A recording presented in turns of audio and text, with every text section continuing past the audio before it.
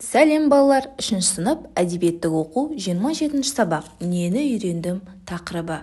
Бүгін біз жазба жұмыстарын жасайтын боламыз. Өзіңді шетелдік танысыңа таныстыру мәтінін құрастырып жаз. Оның тақырыбы қазақ деген халықтың баласымын атты болуы керек. Мәтінді мына жоспар бойынша құрастыр.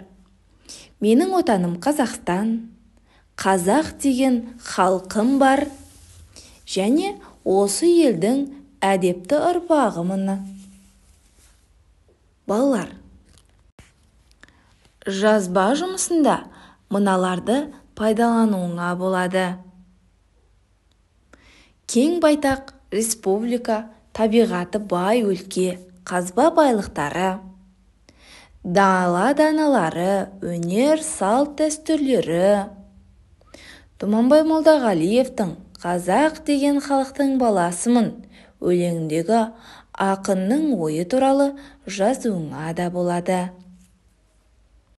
Мәтіннің тақырыбы қазақ деген халықтың баласымын. Мен Қазақстан Республикасында туып өстім.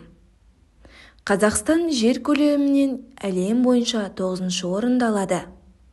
Жеріміз қазба байлықтарға өте бай.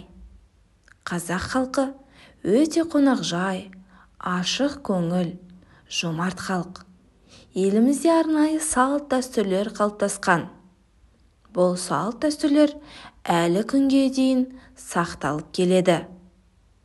Кең байтақ қазақ даласында жайқалып, ата-баба салт дәстүрін бойға сіңіріп, тәрбиеге тойып, өскен қазақтың баласы мен боламын.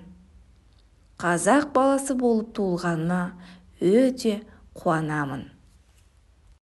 Жарайсыңдар балалар, өте жақсы. Бүгінгі сабақ түсінікті болса, видеоға лайк басыңдар. Және де осы каналға тіркеліп алыңдар.